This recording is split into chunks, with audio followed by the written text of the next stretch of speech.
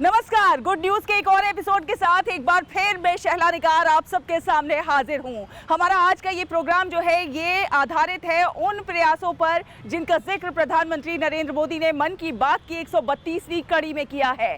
हम जानते हैं कि जब इंसान कुछ नया करने का ठान लेता है तो तमाम चुनौतियां पीछे हट जाती हैं और प्रधानमंत्री ने ऐसे ही अनेक प्रयासों को सराहा है। क्या कुछ है वो प्रयास, आइए जल्दी से डालते हैं एक नजर। छोटे छोटे गांव के लोग जन सहभागिता से पेश कर रहे हैं जल संरक्षण की मिसाल, बना रहे हैं सोख्ता गड्ढे, कर रहे हैं roof top rain water harvesting, fisheries और सीवीड के क्षेत्र में नए नए इनोवेशन, मछुआरे बन रहे हैं आत्मनिर्भर, प्राचीन पांडुलिपियों का डिजिटाइजेशन, जज्बा ज्ञान की धरोहर को संरक्षित करने का और सौर ऊर्जा के जरिए बड़े बदलाव की बानगी। आज आप देश के किसी भी छोटे बड़े शहर में जाएंगे तो एक बड़ा बदलाव आप ज़रूर नोटिस करेंगे और ये बड़ा बदलाव है कि आपको घरों की छतों पर बड़े बड़े सोलर पैनल लगे हुए दिख जाएंगे। पहले ये सोलर पैनल इक्का दुक्का ही कहीं पर लगे हुए दिखते थे, लेकिन अब ये बड़े पैमाने पर आपको ऐसा देखने को मिलेगा और इसका कारण है पीएम सूर्य मुफ्त बिजली योजना। और इस योजना की वजह से कई प्रेरणादायक कहानियां भी सामने आ रही हैं जिनका जिक्र प्रधानमंत्री ने मन की बात की 132वीं कड़ी में किया है। ऐसी ही कुछ प्रेरणादायक कहानियां हम आपको दिखा रहे हैं गुजरात के सुरेंद्रनगर जिले से और उत्तर प्रदेश के मेरठ से, जिन्होंने न सिर्फ गांव बल्कि पूरे समाज को उम्मीद की एक किरण दी है। ये कहानी है पायल मुंजपारा की, जिन्होंने सौर ऊर्जा के जरिए अपने क्षेत्र में बड़ा बदलाव लाकर दिखाया है। जहां कभी बिजली की कमी और अनियमित सप्लाई लोगों की सबसे बड़ी समस्या थी, वहीं आज सोलर एनर्जी ने जिंदगी को आसान और बेहतर बना दिया है। पायल ने न सिर्फ अपने घर में सोलर पैनल लगवाए बल्कि गांव के अन्य लोगों को भी इसके फायदे समझाए। धीरे धीरे लोग उनके साथ जुड़ते गए और देखते ही देखते पूरा इलाका स्वच्छ और सस्ती ऊर्जा की ओर बढ़ने लगा। मन की बात की 132वीं कड़ी में प्रधानमंत्री ने सराहा कि कैसे सूर्य घर मुफ्त बिजली योजना पहल के माध्यम से सोलर पावर टेक्नोलॉजी की ट्रेनिंग ली और 4 महीने का सोलर पीवी टेक्नीशियन का कोर्स पूरा किया। अब वो एक कुशल सोलर तकनीशियन बन गई हैं। पायल एक सोलर उद्यमी के तौर पर अपनी पहचान बना रही हैं। वो आसपास के जिलों में सोलर रूफ टॉप इंस्टॉलेशन का काम करती हैं और इससे उन्हें हर महीने हजारों रुपए की आय होती है। हमारे घर पे जो आगेवान बहनें आती है उन्होंने हमें जानकारी दी कि सेवा में से सोलर पीवी टेक्नीशियन कम हेल्पर की फ्री में तालीम मिल रही है। शुरुआत में हमें बहुत तकलीफ हुई थी, पर हमें क्या कि एक उत्साह था, नहीं हमें भी ऐसा करना है। आज तक मैंने और मेरे ग्रुप में से मिलकर अंदाजित 150 साइट कंप्लीट की है, 150 साइट। माननीय पीएम श्री नरेंद्र भाई मोदी ने मन की बात ने मेरा ये उल्लेख किया तो मैंने सपने में भी नहीं सोचा था कि देश के जो पीएम है वो भी मेरा ये नाम लेंगे। तो मुझे ये बात सुनकर बहुत गर्व हो रहा है और मैं बहुत खुश हूँ। पायल मुंजपारा ने यह साबित कर दिया कि अगर सोच मजबूत हो तो छोटे से गांव से भी बड़ा बदलाव शुरू किया जा सकता है। बदलाव के लिए बड़े संसाधनों की नहीं बल्कि मजबूत इरादे की जरूरत होती है। मिलिए मेरठ के अरुण कुमार से, जो अपने इलाके में ऊर्जादाता बन गए हैं। मन की बात में प्रधानमंत्री ने मेरठ के सरूरपुर क्षेत्र के किसान अरुण कुमार का नाम लिया और उन्हें ऊर्जादाता बताया। दरअसल अरुण कुमार ने सोलर ऊर्जा के क्षेत्र में एक अनोखी पहल की है। उन्होंने एक एआई आधारित मोबाइल सिस्टम तैयार किया है जिसके माध्यम से किसान अपनी अतिरिक्त बिजली सीधे उपभोक्ताओं तक पहुंचा सकते हैं। इस तकनीक के जरिए सोलर पैनल से बनी अतिरिक्त बिजली स्मार्ट मीटर में रिकॉर्ड होती है और मोबाइल ऐप के माध्यम से एक जगह से दूसरी जगह ट्रांसफर की जा सकती है। नई दिल्ली में आयोजित एआई समिट में इस तकनीक का लाइव प्रदर्शन भी किया गया, जहां मेरठ से दिल्ली तक मोबाइल के माध्यम से बिजली ट्रांसफर कर दिखाई गई। आप सभी को ये बताना चाहूंगा कि एक तो मेरी आय, अब मैं एक किसान अन्नदाता के साथ साथ ऊर्जादाता भी बन गया हूँ। इस योजना के लाभ उठाने से हर रोज 3 यूनिट 6 यूनिट बिजली बेचता हूँ और इसका लाभ ले रहा हूँ। एक जो बिजली का बिल था तो वो रुक गया, एक इससे जो आमदनी बढ़ रही है मेरी, उससे मेरे रोजमर्रा के खर्चों में काम आ रहे हैं पैसे भी। अब तक किसान अपनी बिजली 2.5 रुपए से 3 रुपए प्रति यूनिट में बेचते थे, जबकि उपभोक्ताओं को वही बिजली 6 से 8 रुपए में मिलती थी। लेकिन इस नए मॉडल में किसान सीधे 5 रुपए प्रति यूनिट में बिजली बेच सकता है, जिससे किसान की आय बढ़ेगी और उपभोक्ताओं को सस्ती बिजली मिलेगी। अब किसान केवल अन्नदाता ही नहीं, ऊर्जादाता भी बन सकता है। ये पहल न केवल सोलर ऊर्जा को बढ़ावा दे रही है, बल्कि आत्मनिर्भर भारत के सपने को भी साकार कर रही है। तकनीक और खेती का ये संगम नए भारत की नई पहचान बन रहा है, जहां हर किसान अब देश के विकास में नई ऊर्जा जोड़ रहा है। गुड न्यूज जज्बा इंडिया के लिए सुरेंद्रनगर से ब्रिजेश त्रिवेदी के साथ उत्तर प्रदेश से ब्यूरो रिपोर्ट, डीडी न्यूज। हमारे मछुआरे भाई बहन सिर्फ समुद्र के योद्धा नहीं हैं, बल्कि आत्मनिर्भर भारत की नींव भी हैं। और अब टेक्नोलॉजी के जरिए मछुआरों की जिंदगी को और भी ज्यादा आसान बनाया जा रहा है। फिशरीज और सीवीड के क्षेत्र में नए नए इनोवेशन हो रहे हैं, जिससे मछुआरे आत्मनिर्भर बन रहे हैं। और ऐसी ही कुछ प्रेरणादायक कहानियों का जिक्र किया प्रधानमंत्री नरेंद्र मोदी ने मन की बात की 132वीं कड़ी में।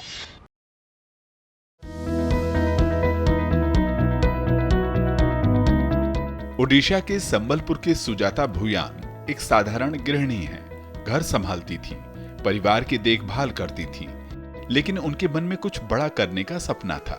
कुछ साल पहले उन्होंने हीराकुंड जलाशय में केज फिश फार्मिंग शुरू की। शुरुआती दिन आसान नहीं थे। मौसम की मार, मछलियों का खाना, बीमारियां और घर की जिम्मेदारियां, सब कुछ एक साथ संभालना पड़ता था। लेकिन सुजाता जी का हौसला कभी नहीं डिगा। सरकारी सहायता और अपनी मेहनत से उन्होंने इस छोटी शुरुआत को एक फलते फूलते बिजनेस में बदल दिया। आज वे सालाना 25 से 30 टन मछली पैदा करती हैं और लगभग 6 से 7 लाख रुपए का मुनाफा कमा रही हैं। उनकी यह सफलता अब समुदाय की अन्य महिलाओं के लिए उम्मीद की नई किरण बन गई है। सुजाता जी साबित कर रही हैं कि महिलाएं चाहें तो घर बैठे भी बड़ा कारोबार कर सकती हैं। और हम लोग मछली का उत्पादन कर रहे हैं और हम लोग सालाना 25 टन मछली का उत्पादन कर रहे हैं। अब चलते हैं लक्षद्वीप के मिनिकॉय द्वीप की ओर, जहां हवा गुलजार अपनी मिसाल पेश कर रही हैं। वे पहले से ही एक फिश प्रोसेसिंग यूनिट चला रही थी, लेकिन उन्हें लगा कि अगर बेहतर कोल्ड स्टोरेज की सुविधा हो तो उनका बिजनेस और आगे बढ़ सकता है। उन्होंने हिम्मत करके कोल्ड स्टोरेज यूनिट लगाने का फैसला किया। आज वही कोल्ड स्टोरेज उनकी सबसे बड़ी ताकत बन चुका है। बेहतर प्लानिंग, बेहतर स्टोरेज और बेहतर प्रबंधन के साथ अब वे अपने कारोबार को नई ऊंचाइयों पर ले जा रही हैं। कर्नाटक के बेलगावी जिले में शिवलिंग सत्तप्पा हुद्दार ने भी पारंपरिक खेती के रास्ते से हटकर एक नया रास्ता चुना। उन्होंने अपने खेत में पॉन्ड फार्म बनाया। बायोफ्लॉक तकनीक का इस्तेमाल करते हुए उन्होंने मोरैल मछली पालन शुरू किया। ट्रेनिंग ने मेहनत की और आज उनके 4 पॉन्ड्स में अच्छी खासी कमाई हो रही है। इसी के साथ समुद्र तटीय क्षेत्र में सीवीड कल्टीवेशन भी तेजी के साथ लोकप्रिय हो रहा है। कई मछुआरे परिवार अब सीवीड की खेती अपनाकर अतिरिक्त आय कमा रहे हैं। बिना ज्यादा जमीन और पानी के यह खेती न सिर्फ फायदेमंद है, बल्कि पर्यावरण के लिए भी बेहद उपयोगी है। ये कहानियां सिर्फ व्यक्तिगत सफलता की नहीं, ये दिखाती हैं कि हमारा देश कितना समृद्ध हो रहा है। अब आम लोग, खासकर महिलाएं और किसान, नई संभावनाओं को अपनाते हैं। चाहे वो ओडिशा का जलाशय हो, लक्षद्वीप का द्वीप हो या कर्नाटक के खेत, हर जगह मेहनत, हौसला और सही दिशा में कदम आगे बढ़ा रहे हैं। सरकार की योजनाएं, ट्रेनिंग और सपोर्ट इन सबको मजबूती दे रही है। तो आइए हम सब भी इन कहानियों से सीख लें, अपने आसपास देखें, कुछ नया शुरू करने की सोचें, क्योंकि जब इरादा मजबूत होता है तो समंदर भी पार हो जाता है। गुड न्यूज जज्बा इंडिया के लिए ब्यूरो रिपोर्ट, डीडी न्यूज।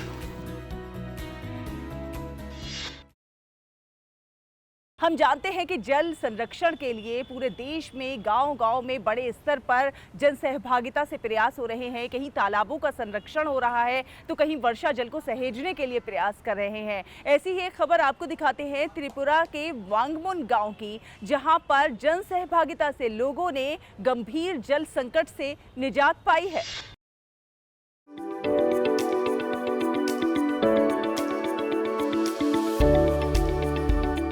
ये कहानी है उम्मीद की, ये कहानी है बदलाव की और ये कहानी है उस छोटे से गांव की जिसने पानी की हर बूंद की कीमत समझी।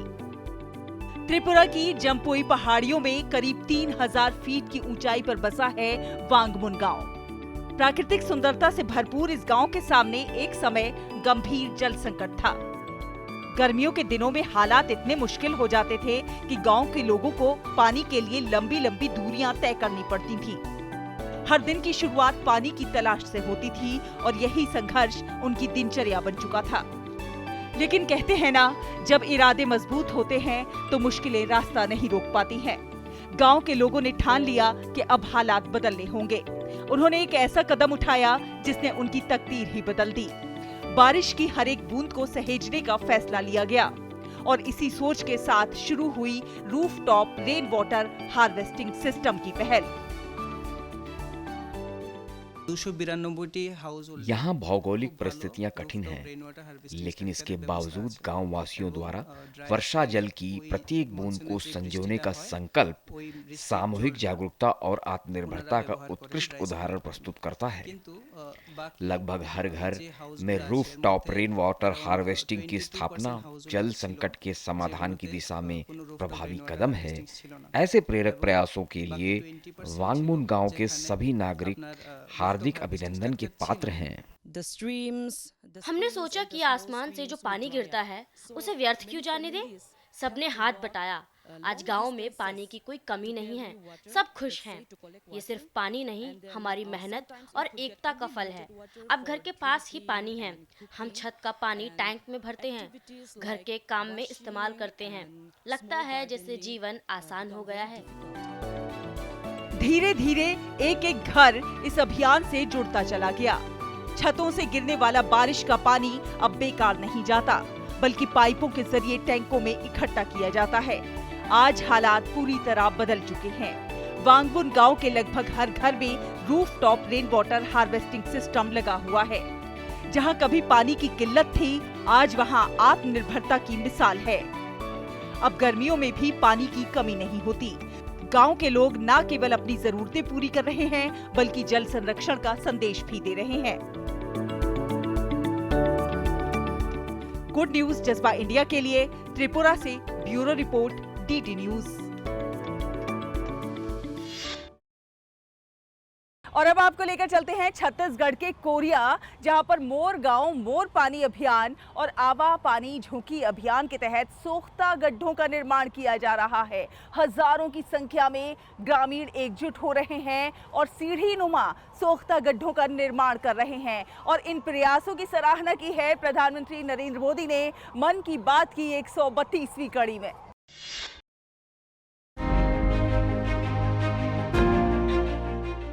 आज की इस भागदौड़ भरी जिंदगी में जब जल संकट हर तरफ सिर उठा रहा है, तब छत्तीसगढ़ के कोरिया जिले में एक अनोखी मिसाल पेश की है। यहाँ के मेहनती किसानों ने साबित कर दिया है कि बड़े बड़े बांध या महंगे प्रोजेक्ट की जरूरत नहीं, छोटे छोटे कदम, सामूहिक इरादे और सही दिशा से चमत्कार हो सकता है। तो आइए जानते हैं क्या है ये अनोखी पहल। इसे कहते हैं आवा पानी झोंकी अभियान या 5% मॉडल। किसानों ने फैसला किया कि अपनी खेती की जमीन का सिर्फ 5% हिस्सा वे जल संरक्षण के लिए अलग रखेंगे। उस छोटे से हिस्से में उन्होंने छोटे छोटे रिचार्ज तालाब और सोख्ता गड्ढे बनाए। जब बारिश होती है तो पानी खेतों में ही रुक जाता है।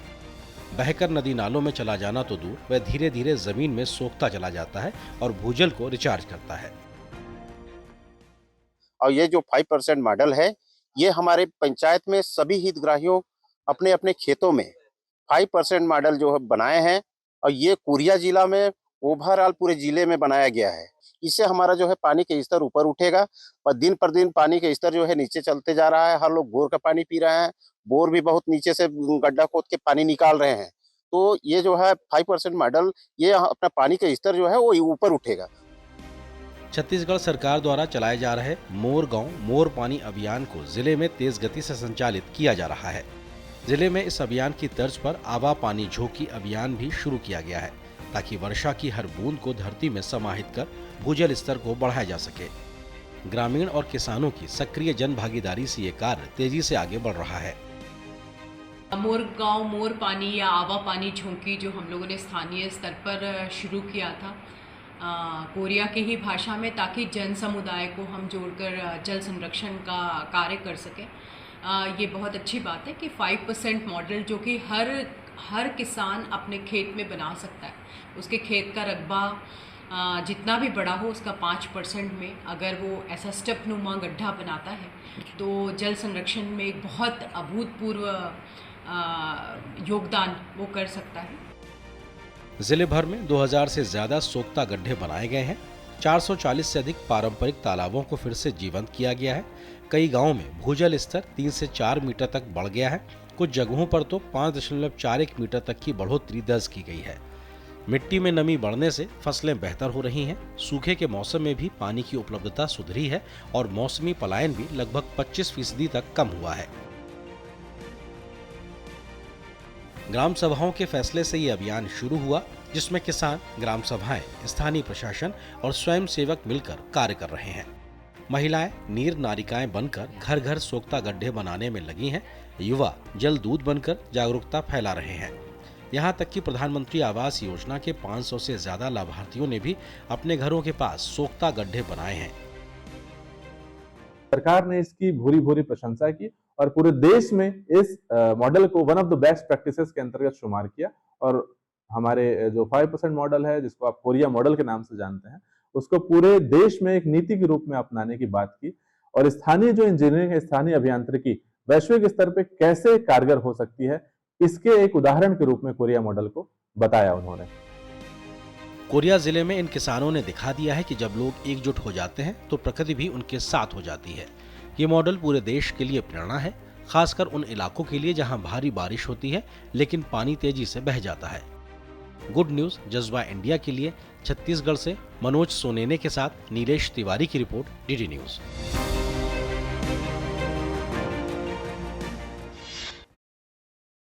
और अब आपको लेकर चलते हैं तेलंगाना के मंचेरियल जिले के मुंथीगुंटा गांव में, जहां पर 400 लोगों ने अपने गांव में हर घर में सोख्ता गड्ढे बनाए हैं और तो और जल संरक्षण को एक जन आंदोलन बना दिया है। और इसका नतीजा ये हुआ है कि यहाँ पर वाटर लेवल बेहतर हुआ है। प्रदूषित पानी पीने से जो लोगों को बीमारियां होती थी उनमें भी कमी आई है।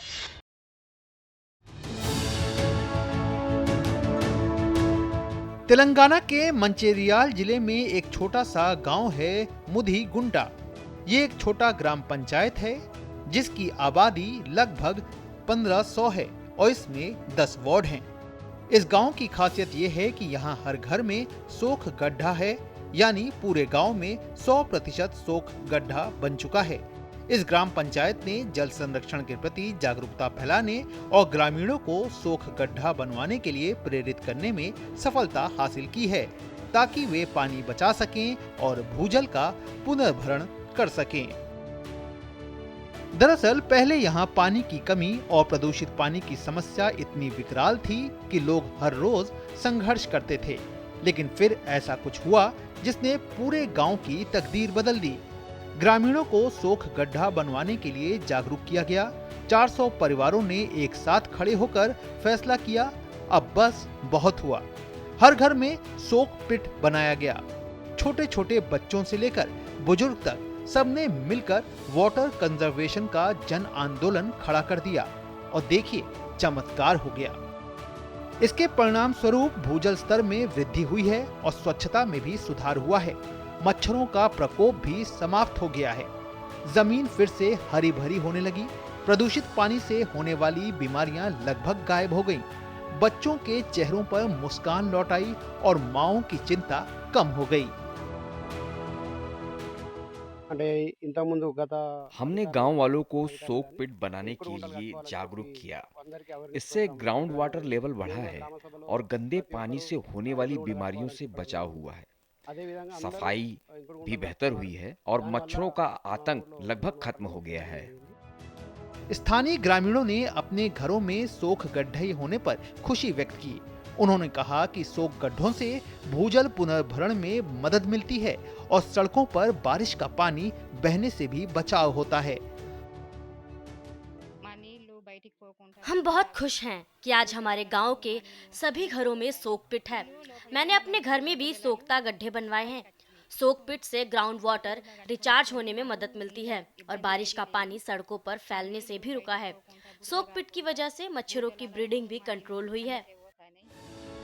गौरतलब है कि गांव के हर घर में सोख गड्ढे होने से 100% लक्ष्य प्राप्त हो चुका है।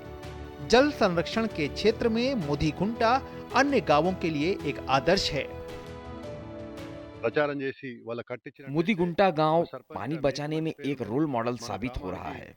यह गांव छोटी सी ग्राम पंचायत है जिसकी आबादी लगभग 1500 है और 10 वार्ड हैं। जो बात इस गांव को सबसे अलग बनाती है वह यह है कि इस गांव के हर घर में एक सूखने वाला गड्ढा है। हम सब ने मिलकर प्रयास किए जिससे गांव ने सूखने वाले गड्ढे बनाने में 100% कामयाबी हासिल की। आज गांव के हर घर में सोक पिट है जिससे 100% सैचुरेशन हासिल हो गया है। मुदीगुंटा गांव पानी बचाने के मामले में दूसरे गांवों के लिए एक रोल मॉडल है। ये कोई सरकारी योजना नहीं थी, ये तो बस आम लोगों का प्यार था, अपने गांव के लिए, अपने बच्चों के भविष्य के लिए।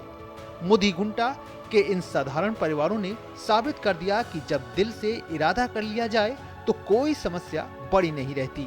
आज जल संरक्षण में मुदीगुंटा की एक अलग पहचान है। ये गांव आज पूरे देश के लिए मिसाल बन गया है। गुड न्यूज जज्बा इंडिया के लिए मंचिरियाल तेलंगाना से श्रीनिवास की रिपोर्ट, डीडी न्यूज। मन की बात की 132वीं कड़ी में प्रधानमंत्री नरेंद्र मोदी ने देशवासियों की जन भागीदारी की भावना को सराहा। उन्होंने उन प्रयासों को सराहा जिनका संबंध हमारी महान संस्कृति और समृद्ध विरासत से है। उन्होंने जिक्र किया कि कैसे देश के लोग प्राचीन पांडुलिपियों का संरक्षण कर रहे हैं।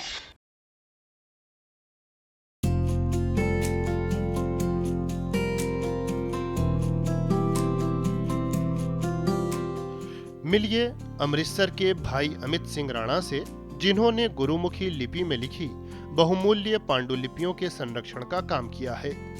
गुरुमुखी हमारी महान सिख परंपरा और पंजाबी भाषा की आत्मा है। यह लिपि सिर्फ अक्षर नहीं बल्कि गुरु नानक देव जी से चली आ रही आध्यात्मिक और सांस्कृतिक धरोहर है। अमित सिंह राणा पांडुलिपियों के संरक्षण में जुटे हुए हैं। वो प्रधानमंत्री नरेंद्र मोदी के ज्ञान भारतम मिशन के तहत देश की प्राचीन वैदिक ज्ञान परंपरा से जुड़ी पांडुलिपियों के संरक्षण और शोध में महत्वपूर्ण योगदान दे रहे हैं। वो पांडुलिपियों को क्षति से बचाने के लिए उचित देखभाल करते हैं, जैसे सही तापमान, नमी नियंत्रण, धूल मिट्टी से बचाव, कीड़े मकोड़ों से सुरक्षा और सुरक्षित भंडारण।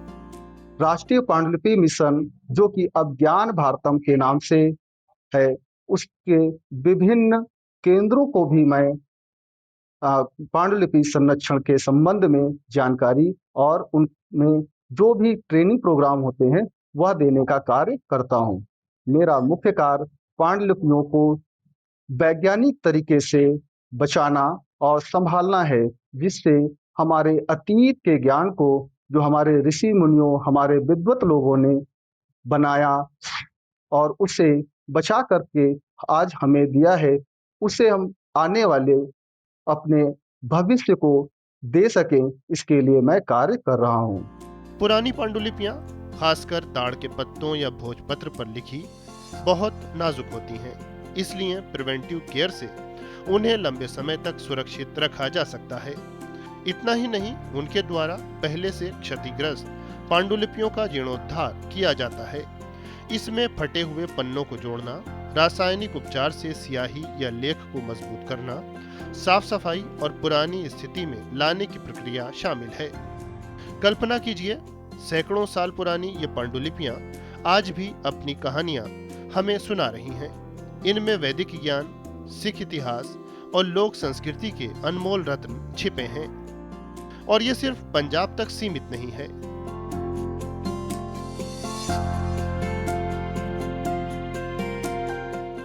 ये है लद्दाख की प्रसिद्ध हेमिस मठ। हेमिस मठ ने तिब्बती भाषा में लिखी बहुमूल्य पांडुलिपियों की जानकारी साझा की है। हेमिस मठ हिमालय की गोद में स्थित बौद्ध संस्कृति का एक जीवंत खजाना है, जहां हजारों साल पुरानी थांगका पेंटिंग्स, मूर्तियां और पांडुलिपियां संरक्षित हैं। इनमें बौद्ध दर्शन, चिकित्सा, खगोल शास्त्र और इतिहास की दुर्लभ जानकारी भरी पड़ी है। आगे आने वाले जनरेशन तक हम इन सब को प्रिजर्व रखें, कैसे रखें, वो एक हमारे सामने चैलेंज रहा है। तो इन्हीं सब चीज़ को सोच के ये जो ज्ञान भारतम प्रोग्राम है वो मेरे ख्याल से शुरू हुआ है। और इसमें हम सबको मिलकर, जहाँ से भी किसी के नज़र में भी ऐसा कोई मैन्युस्क्रिप्ट आता है, हमको लोगों को समझा के इन चीज़ों को, इन अनमोल चीज़ों को ज्ञान भारतम के अंदर इनका रजिस्ट्रेशन या इनका लिस्टिंग बहुत ज़रूरी करना चाहिए। अमित सिंह राणा जी जैसे समर्पित लोग और विभिन्न संस्थाएं मिलकर देश की प्राचीन पांडुलिपियों को डिजिटाइज कर रहे हैं, ताकि आने वाली पीढ़ियां भी इस अमूल्य विरासत को आसानी से पढ़ सकें और समझ सकें। जब हम अपनी भाषाओं गुरुमुखी, तिब्बती, संस्कृत और इनमें लिखी ज्ञान की धरोहर को संरक्षित करते हैं, तो हम भारत की एकता और विविधता को और मजबूत बनाते हैं। गुड न्यूज जज्बा इंडिया के लिए ब्यूरो रिपोर्ट, डीडी न्यूज। कहते हैं कि सकारात्मक सोच से सकारात्मक ऊर्जा का संचार होता है और प्रधानमंत्री नरेंद्र मोदी मन की बात में ऐसे आम लोगों के खास प्रयासों का जिक्र इसलिए भी करते हैं ताकि लोगों तक इन प्रयासों की जानकारी पहुंच सके, जो समाज के लिए कुछ न कुछ अच्छा कर रहे हैं, बेहतर कर रहे हैं। और इसका सकारात्मक असर भी होता है, लोग इससे प्रेरित होते हैं और अपने जीवन में कुछ न कुछ बेहतर करते हैं, समाज के लिए कुछ न कुछ बेहतर करते हैं। उम्मीद है आप सभी को हमारा ये प्रोग्राम बहुत पसंद आ रहा होगा। आप अपनी प्रतिक्रियाएं हम तक भेज सकते हैं। हमारा ईमेल आईडी है ddgoodnewsindia@gmail.com। अगले हफ्ते फिर हाजिर होंगे कुछ और अच्छी कहानियों के साथ। तब तक के लिए हमारी पूरी टीम को दीजिए अनुमति। नमस्कार।